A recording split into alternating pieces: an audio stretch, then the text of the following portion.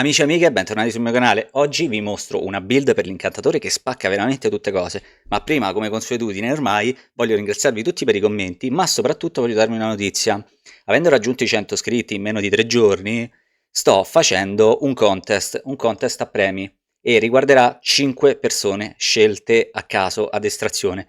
Voi considerate che l'estrazione verrà fatta con una metodologia nuova, ancora in fase di sperimentazione, super figa, proprio super tecnologica e super futuristica? I fogli di carta. Avete capito bene? Coi fogli di carta. Quindi, nel prossimo video, non in questo, ci saranno 4 frasi che comporranno una parola lungo tutta la lunghezza del video. Voi guardando il video vedrete anche queste frasi. Alla fine del video andrete nella sezione commenti, scriverete ciò che avete visto, quindi le 4 frasi che compongono questa parola, e nel video successivo estrarrò le 5 persone fortunate. Lo faremo in diretta, quindi tra 2 video. Ora però vi lascio al video, vi lascio a questa super build, vi ringrazio ancora e ci vediamo tra poco. Eccoci qui dopo la nostra intro. Prima di cominciare del tutto il video vi voglio far vedere i gusci del traditore, eccoli qui. Sono uno stack per ognuno di voi, moltiplicato per 5 persone, quindi 99. Ogni fortunato di voi ne potrà vincere uno stack da 99. Ora però non perdiamoci in ulteriori chiacchiere perché già ci siamo dilungati troppo. Build del mago, build del sorcerer. Andiamo subito sulle caratteristiche. Resistenze devono essere tutte cappate sul nostro mago perché il maghetto è molto forte, ma fortissimo, ma è anche tanto gracile, quindi fate attenzione. Per quanto riguarda le resistenze le dobbiamo avere tutte al massimo. Lui lavora con l'intelligenza, quindi dobbiamo avere un'intelligenza molto alta e la alzerete con i contributi oggetti come al solito. Ora qui come potete vedere non abbiamo tutto maxato al tier 4 perché se avessimo avuto tutto maxato al tier 4 saremmo arrivati sui 2007, quasi 3000 insomma tra i vari anche elisir e altro che ci prendiamo. L'armatura ovviamente ce la dovete avere cappata a 1000 come sempre. Noi con il mago, guardate un po' qui, probabilità di colpo critico 100%, danni critici 1682. Noi con il mago andiamo a fare danni critici, quindi la statistica più importante che voi dovete andare sempre a prendere in considerazione e controllare sono i danni critici e la probabilità di colpo critico. Più è alta la probabilità di colpo critico, più avrete l'opportunità che i critici vi entrino. Ora noi l'abbiamo al 100%, ciò vuol dire che ogni colpo è un colpo critico, togliendo quelli da sopraffazione, che la sopraffazione ce l'abbiamo abbastanza bassa perché noi, sinceramente, ce ne sbattiamo altamente. Facciamo anche sopraffazione, ogni tanto, però noi lavoriamo sui critici. Altra cosa importante sono i danni di evocazione, perché noi andremo ad evocare con questo mago, è una build evocazione. Tutti i danni, vabbè, li abbiamo al 186%. Danni da fuoco e danni da fulmine, anche questi sono importanti perché noi andremo a fare queste due tipologie di danno, fuoco e fulmine. L'altro che dovete andare a controllare sono i danni con invocazione e danni con energia crepitante. Ovviamente danni contro gli elite, ma il danno contro gli elite, quello è importante per tutti, non è solamente per il nostro sorcerer. Difesa, noi abbiamo una vita relativamente bassa, ma con lo scudo che abbiamo, la fortificazione, eccetera, riusciamo a cavarcela come avete potuto vedere anche nei pit alti e farli in pochissimo. Questa è una build che se voi la portate, attenzione, la portate al massimo, tutto cappato, tutto a livello massimo, con i glifi al massimo, è una build che ci mettete per fare un pit 80, ci mettete 40 secondi, 30 secondi, cioè è una cosa clamorosamente forte e clamorosamente rapida, perché noi andremo a lavorare con i teletrasporti, con le elusioni, che vi farò vedere tra poco. Da qui ora ci spostiamo direttamente alla cosa che ci interessa di più, quindi al succo di tutta la situazione, che sono le armature. In testa dobbiamo avere Cimeria all'Archino, e questa è molto importante. Non siate sfortunati come me, mi raccomando. Dovete sì trovare il Great Affix su tempo di recupero ridotto per Arlecchino, ma dovete anche mettere il triplo potenziamento sull'Arlecchino, che vi dovrebbe portare circa il 53, non ricordo bene esattamente, 53 o 56% di tempo di recupero ridotto, perché è molto importante. A me i primi due me l'ha dati, la terza ha deciso che mi doveva dare vita massima e ce lo teniamo così, raga. È andata così e va bene. Voi che fate il mago, che lo giocate perennemente, mettetegli triplo potenziamento sul tempo di recupero. Sul torace andiamo a posizionare panni dell'infinito. Panni dell'infinito sono molto molto importanti. Questo lo dovete avere per forza, non dovete mettere né torace Uber né mitico, cioè insomma Uber mitico, né tantomeno altri, solamente lui. La stella più importante e i potenziamenti che voi dovete metterli sono su cannone di vetro. Il top sarebbe trovarlo 4 stelle ovviamente, però se siete stati abbastanza sfortunati, sempre come il sottoscritto, perché io vivo nella sfortuna, cannone di vetro, l'importante è che il Great Affix è lì e gli mettete i potenziamenti sempre lì su cannone di vetro. Farete tantissimi, farete uno sfacelo realmente di danni, ma attenzione perché prenderete anche uno sfacelo di danni. Per quanto riguarda i guanti, anche qui devono essere loro, nessun altro tipo di guanto, devono essere sempre loro. I vincoli dei SIDE, non so come si dice, però vincoli dei SIDE, insomma. Qui abbiamo una sola perk importante, una sola perk che conta, che è vincolo primordiale.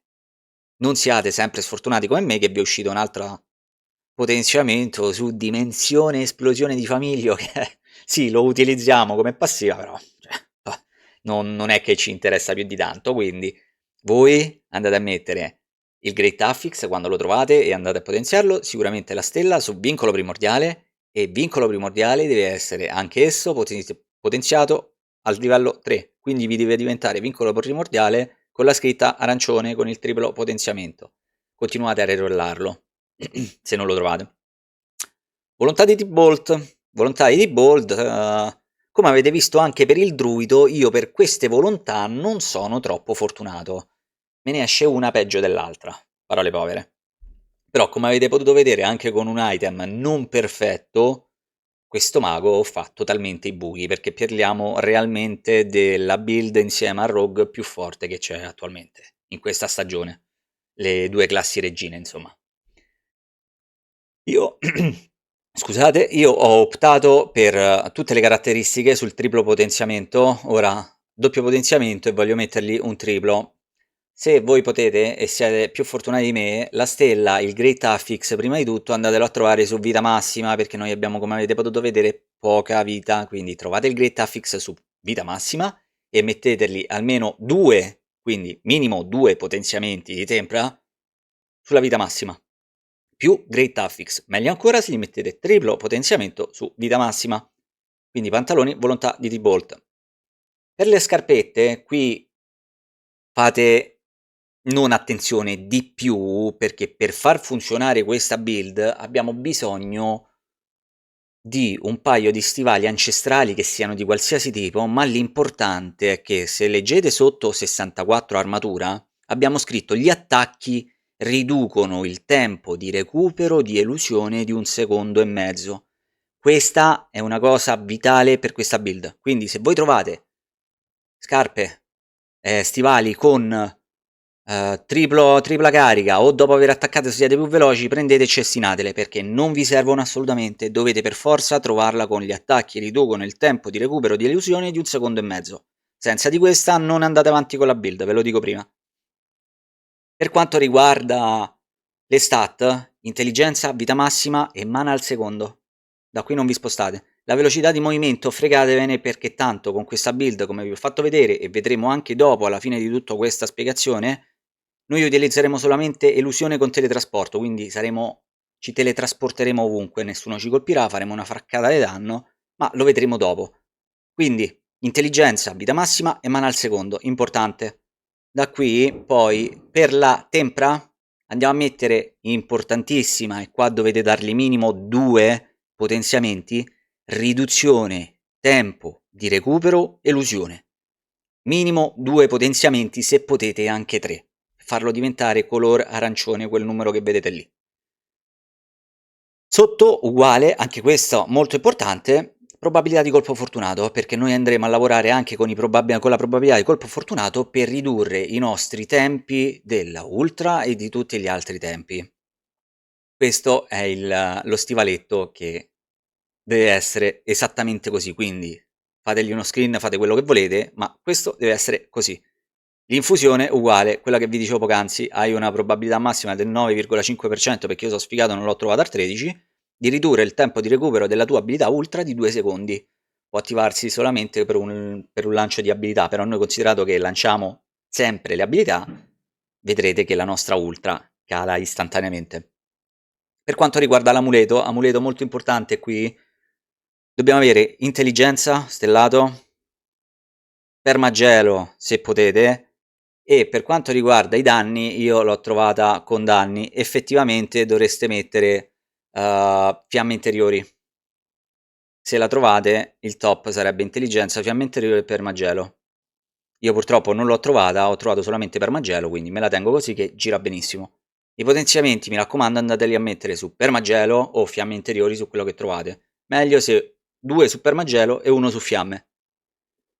Le tempere uguale, anche qui molto importante, devono essere fatte così le tempere e non devono essere cambiate. Riduzione tempo di recupero di elusione, molto importante, quindi ricordatevelo perché noi lavoreremo tutta sull'elusione, quindi elusione sia su amuleto che su scarpette, su stivali come abbiamo detto, e danni critici, molto importanti questi due, quindi da qua anche questa dovete farlo uguale, soprattutto le tempere, screenate anche questa perché è molto importante. Per quanto riguarda l'anello, anello di cieli senza stelle, io ne ho fino a qua de st'anello perché ne ho trovati, ogni build che vi porto ha un anello differente, come avete potuto vedere, chi con la stella sul colpo fortunato, chi sulla velocità, e ho dovuto lanciare casse e casse di Uber per trovarli tutti differenti. Questo qui noi dobbiamo avere, importantissimo, probabilità di colpo critico stellata e abilità primaria stellata, perché ci va a proccare con le nostre abilità che lanciamo, ma il potenziamento e il triplo potenziamento, quindi la tempra, la dovete mettere tutta su velocità d'attacco, mi raccomando, quindi velocità d'attacco come minimo deve uscirvi gialla, se non arancione. L'altro anello invece, anch'esso molto importante, deve essere questo senza se e senza ma, cerchio iridescente di Tarrascia. Cerchio iridescente di Tarrascia, siamo stati fortunati, sì, ma non troppo, perché come potete vedere l'ultima perca 18,3 su 25 non è proprio l'ideale. Comunque sia, dovete avere questi qua: protezione potente, danni fisici e tempo di recupero ridotto. Lei, quest'anello, non mi è voluto assolutamente uscire con le tempere come dicevo io, però voi seguite a me e le tempere, i potenziamenti, dovete andarli a mettere tutti su tempo di recupero ridotto. Quindi tempo di recupero ridotto vi deve diventare il numero giallo per doppio potenziamento, e quando gli andrete a mettere il triplo potenziamento vi diventerà arancione, mi raccomando. Tutti i potenziamenti devono essere messi lì. Per quanto riguarda l'arma dovete seguirla esattamente così. Ovviamente se la trovate con altre stelle, meglio ancora, quindi deve essere un bastone ancestrale prima di tutto. Bastone ancestrale deve essere fatto con intelligenza e vita massima come minimo, questi due li devi avere, e molto, molto, molto, ripeto, importante, danni critici. Se potete il Great Affix trovatelo su danni critici, date la priorità adesso. Le tempere, danni critici e probabilità che lancia fulminante infligga danni doppi. Leggete bene perché potrebbe essere anche che ce n'è una che si chiama quasi simile a lancia fulminante, palla fulminante, una cosa del genere. No, deve essere probabilità che lancia fulminante infligga danni doppi, mi raccomando. L'infusione è questa qua, se avete bisogno anche qui ve la fate uno screen eccetera. E ovviamente se dovete riprendere anche tutti gli item, come dico sempre, abbassate la velocità del video a 0,5, vi copiate tutti gli item che ci sono con le infusioni eccetera e andate tranquilli. Ora passiamo alle abilità. Le abilità, prima dell'eccellenza andiamo sul nostro albero abilità. L'albero abilità noi ovviamente lo dobbiamo startare, questo importante sì, ma fino a un certo punto. Abbiamo messo dardo di fuoco e dardo di fuoco rinforzato. Ci spostiamo sotto e andiamo a mettere palla di fuoco, che questa la utilizzeremo parecchio, attenzione, quindi questa la dobbiamo mettere ad 1, 1, non di più. Mettete palla di fuoco a 1, la andate a potenziare con palla di fuoco rinforzata e poi la andate a potenziare con palla di fuoco maggiore. Da qui andiamo su questa passiva, protezione potente. Protezione potente, noi gli abbiamo messo un punto solamente, perché gli altri 6 ci arrivano dagli item che vi ho fatto vedere poc'anzi. Quindi qui mettete un punto. E per questo settore, quindi per le abilità primarie, stop, nient'altro. Scendiamo giù, qui molto importante, e badate bene, perché se a voi non piace scudo di fiamme, come l'ho messo io, come avevo messo in questa build, potete tranquillamente optare per mettere corazza di ghiaccio. Farete un po' meno danni, non tantissimi, ma con corazza di ghiaccio voi la potrete effettivamente spammare, perché scudo di fiamme dalla stagione precedente fu nerfato e noi lanciamo scudo di fiamme ma non parte subito la cooldown. Quando finisce scudo di fiamme parte la cooldown, quindi per forza abbiamo un tempo di recupero, mentre corazza di ghiaccio no, e corazza di ghiaccio ha anche ridurre il tempo. Quando noi attacchiamo con corazza di ghiaccio si attiva, ogni 50 mana che spendiamo riduciamo il tempo di recupero. Quindi decisione personale vostra, potete mettere o scudo di fiamme o corazza di ghiaccio. Per fare più danni mettete questo. Scudo di fiamme ad 1, niente più niente meno. Andiamo a potenziarlo con scudo di fiamme rinforzato e poi ci spostiamo su scudo di fiamme mistico. Mentre se scegliete lo scudo di ghiaccio, mettete scudo di ghiaccio, andate poi a posizionare corazza di ghiaccio rinforzata e da corazza di ghiaccio rinforzata ci spostiamo a corazza di ghiaccio splendente.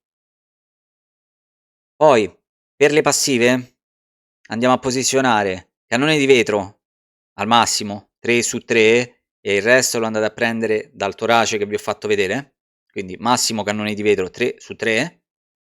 Armonia elementale andiamo a mettere 1 perché contributo poi oggetto ce ne dà altri 2, arriviamo a 3 su 3 anche con questa, quindi armonia elementale 1. Per quanto riguarda teletrasporto, questo andiamo a mettere un punto su teletrasporto, andiamo a mettere un punto su teletrasporto rinforzato e andiamo a mettere un punto su teletrasporto splendente. E anche qui per le abilità difesa abbiamo terminato. Ci andiamo poi a spostare al piano di sotto dove ci sono le abilità invocazione, molto importanti queste, che qui ci gira il 35%/40% della build. Andiamo a posizionare subito lame di ghiaccio. 1. Un punto su lame di ghiaccio, un punto su lame di ghiaccio rinforzate e un punto su lame di ghiaccio invocate.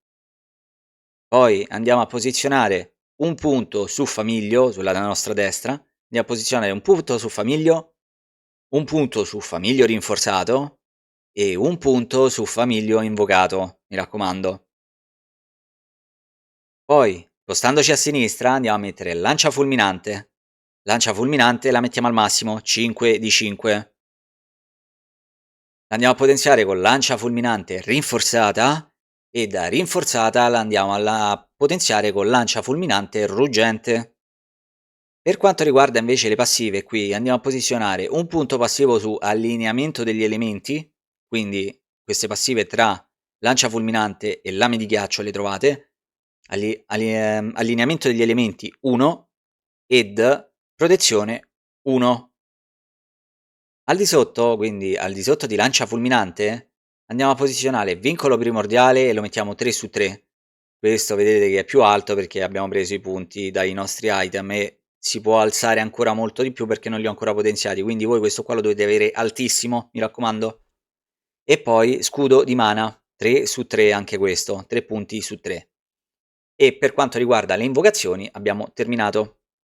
Poi ci spostiamo sulle abilità di dominio. Le abilità di dominio andiamo a prendere palla fulminante e mettiamo un punto. Questa la utilizzeremo sempre perennemente per farci ricaricare istantaneamente il teletrasporto con l'illusione. Quindi palla fulminante gli mettiamo un punto, tanto come potete vedere contributo oggetto ne abbiamo 8. Poi la andiamo a potenziare con palla di fulmine, palla fulminante rinforzata e ci spostiamo su palla fulminante del mago. Da qui, per quanto riguarda la passiva, andiamo a mettere conduzione rinvigorente, 3 punti su 3 punti. E per quanto riguarda anche le abilità di dominio, basta così. Ci spostiamo al di sotto e andiamo nella sezione ultra. Nella sezione ultra partiamo dalle Partiamo dalle ultra prima, quindi andiamo a fare correnti stabili, dobbiamo metterla, questa la mettiamo ad 1, un punto, e gli andiamo a mettere correnti stabili pregiate, tanto con il contributo oggetto arriveremo a 4, quindi 4 più 1 arriviamo a 5. Non dovete mettergli correnti stabili supreme, quindi solamente correnti stabili e correnti stabili pregiate, mi raccomando. Per quanto riguarda le passive, partiamo dall'alto, andiamo a posizionare permagelo deve essere messo al massimo, quindi 3 su 3 con i vari contributi arriveremo a 4 e quindi siamo a 7, ma può ancora aumentare anch'esso. E andiamo a posizionare 3 su 3 di tocco ghiacciato e 3 su 3 di calaverna, mi raccomando. Altre passive, sulla destra troviamo sinergie elementali, anche questa deve essere messa 3 su 3, ed evocazione, anche questa 3 su 3, mi raccomando. Al di sotto andiamo a mettere un punto su conduzione che ci permette di sbloccare le altre, quindi andiamo a mettere poi 3 punti su convulsioni, 3 su 3, e andiamo a mettere 3 punti su 3 su elettrocuzione. Da qui poi ci spostiamo sulle passive chiavi. La passiva chiave andiamo a mettere illuminazione. Lanciare un'abilità fornisce un accumulo di illuminazione o ne fornisce 8 se l'abilità lanciata in precedenza era di un elemento diverso. Ecco perché vi ho detto andremo ad alternare fuoco e fulmini, proprio per questo motivo. Dopo aver ottenuto 100 accumuli diventi illuminato e non puoi ottenere altri accumuli perdendone 10 al secondo. Quando tu sei illuminato fai il 25% di danni aggiuntivi, il 45% di aumentato di rigenerazione mana e il 20% di velocità d'attacco in più. Quindi, importante, ricordatevi su passiva chiave, andate a posizionare illuminazione. Come sempre, se dovete ricopiare o controllare qualcosa, mettete il video anche in questa sezione a 0,5, così almeno a me sentirete parlare molto lento, però potrete prendere tranquillamente il tutto, senza problemi. Ora ci spostiamo sull'eccellenza. Per quanto riguarda l'eccellenza, prima di tutto ci dobbiamo spostare, eccoci qui, ci spostiamo al paragon d'inizio.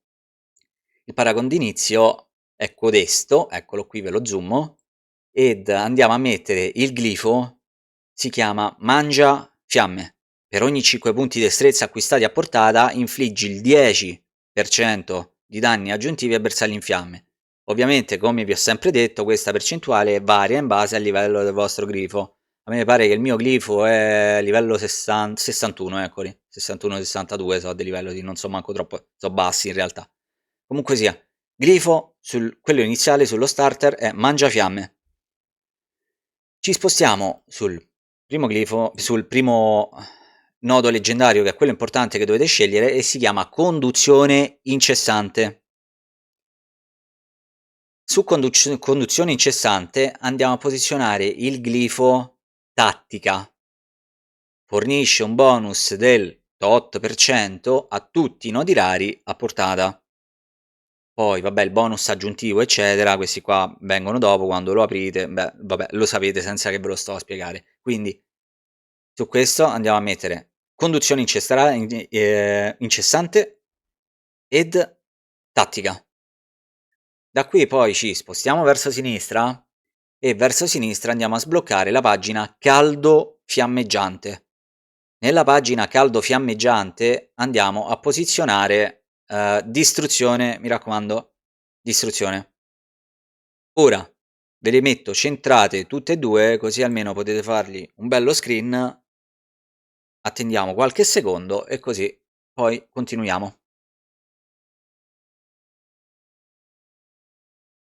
Ok, dal secondo paragon che avevamo sbloccato ci spostiamo verso l'alto ed andiamo a sbloccare il paragon maestria degli incantamenti.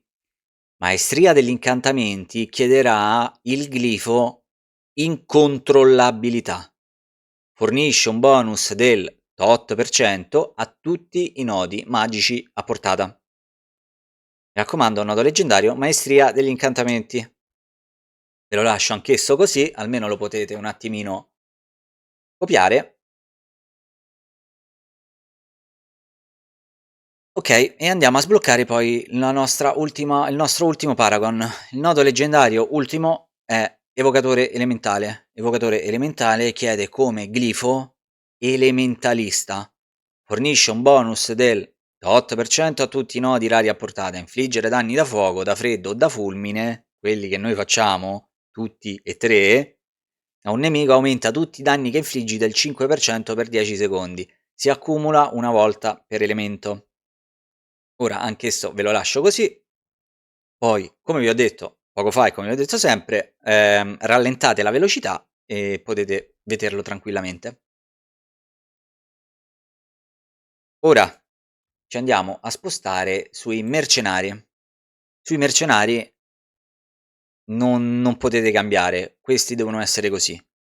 Il primo mercenario, strano a dirsi, Altkin, il demonietto, il diavoletto piccolino, e lo andiamo a sbloccare con Fato Blasfemo.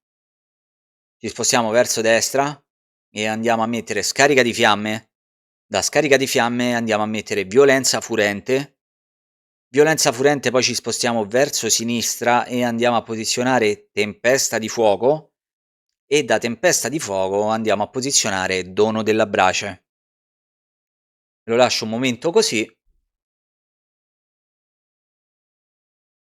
Ok. I rinforzi, come al solito, Rair, indovinate un po' che cosa gli dobbiamo mettere? Bravissimi, Bastione. Bastione lo mettiamo con l'ultra, quando lanci correnti stabili è la nostra ultra, mi raccomando, quindi Rair, Bastione con correnti instabili. I poteri dei boss devono essere fatti in questa maniera. Nevischio della Bestia del Ghiaccio come principale. Come modificatore andiamo a mettere Vento dell'Odio di Lilith. Poi andiamo a posizionare Addestramento della Maestra delle Bestie. E come ultimo modificatore andiamo a mettere Celerità dell'Abbraccio dell'Odio. Ve lo ripeto. Primaria, Nevischio della Bestia del Ghiaccio. Modificatori, Vento dell'Odio di Lilith. Addestramento della Maestra delle Bestie. E Celerità dell'Abbraccio dell'Odio. Ora, un'altra cosa molto importante per far funzionare questa build, pensavate che me l'ero scordato, dobbiamo andare su Abilità, andiamo su Assegnazione Abilità, dove voi andate ad assegnare le vostre abilità. Al di sotto troverete gli incantamenti. Gli incantamenti andate a posizionare Incantamento del Famiglio e super importante Incantamento del Teletrasporto. Questo è quello che ci permetterà di fare i teletrasporti come avete visto poc'anzi, ma come vedrete anche ora, perché ora ci andiamo a fare un giretto di un paio di minuti qui fuori o in marea, ora vediamo, per farvi vedere un po' come funziona. Quindi datemi un secondo, mi trasformo, mi metto le cuffie e arrivo. Ok signori, siamo pronti, eccoci qui di nuovo. Ho fatto un viaggio verso la marea, ora andiamo, vabbè, mettiamo un puntatore qui. Contiamo un attimo sulla sella perché senza teletrasporto siamo veramente lenti, quindi sappiatelo. Da qui usciamo, quindi il giro, noi dobbiamo fare prima, cominciamo a spammare palla fulminante, questi ora mi ammazzano, aspettate un attimo, aspettate mi levo questi prima, facciamo così e vi spiego tutto. Ok, perfetto, abbiamo pulito il tutto. Noi partiamo con lanciare palla fulminante, la dobbiamo fare, vedete qui sopra abbiamo energia crepitante, dobbiamo fare arrivare al massimo questa, quindi noi prima di partire sempre, tanto poi quando partite vi rimarrà sempre così, lanciate, ve ne bastano 3, 1, 2 e 3, questa energia crepitante arriva al massimo, dall'energia crepitante tanto avrete vicino i mob, quindi andrete palla fulminante, andrete a cliccare poi lancia fulminante, andrete ad attivare l'ultra e con l'ultra poi tutto ciò che ne consegue. Scudo di fiamme, lame di ghiaccio e palla di fuoco quando volete. Quindi noi partiamo così, quindi clicchiamo subito palla fulminante, lancia fulminante e correnti stabili. Boom, boom, boom e siamo pronti. E da qui cominciamo a partire a distruggere il tutto, perché ora vedrete, date quanto siamo rapidi. È una cosa clamorosa. Io poi vabbè, ora spammo anche abbastanza lento perché non voglio farvi sentire il tutto nel rientro del microfono, ma potete andare anche molto più veloci perché avete letteralmente il teletrasporto infinito. E non so sinceramente qual è più veloce, è più rapida tra il Rogue Death Trap o questa, è una bella sfida, sta stagione se la combattono, sono due build bellissime. Non so, forse questa in velocità pura è migliore, forse, come vi avevo detto pure quando stavamo facendo il Negromante, ve ne avevo accennato di questa build che la stavo preparando. Quindi penso che questa sia, almeno in velocità, non so in danno, la migliore. Comunque sia, ora vi ho fatto vedere un po' com'è il procedimento, è semplicissimo tanto, non c'è tanto da imparare. Nel momento in cui avrete fatto il tutto sarà uno spettacolo per voi andare in giro perché sarà completamente semplice fare tutto quanto, qualsiasi cosa voi potete fare con questo, attenzione. Tutti i contenuti di livello più alto possibile con lui lo potete fare, lui o lei insomma in base a chi avete scelto. Pit molto alti, potete arrivare anche a pit 110, 115 con questa build. Ovviamente ci mettete parecchio tempo perché quei pit sono proibitivi al massimo, quindi se proprio siete dei giocatori hardcore, con questa build potete andare lì su. Ma togliendo questa build, togliendo i pit al 110, potete farvi i pit al 70 o i pit al 79, meglio ancora, vi do questa cosa iniziale 79, ricordatelo, e andrete molto molto veloci per farmare il tutto e anche in giro sarà velocissimo. I boss uguali, ogni tanto potrete riscontrare che i boss, quelli grossi, quindi Duriel, Andariel eccetera, non prendono danni da voi perché c'è un piccolo bug. Questo tenetelo a mente, ma non è che non prendono danno perché siete voi deboli o la build è debole, è proprio il gioco che ha un lieve bug in questo momento e non registra tutti i colpi che arrivano. Verrà patchata, non so se è stata già patchata mentre sto registrando, ma verrà a breve patchata. Quindi ragazzi, come al solito io vi ringrazio, lasciate un like, un commento e una condivisione e ci vediamo al prossimo video. Ciao!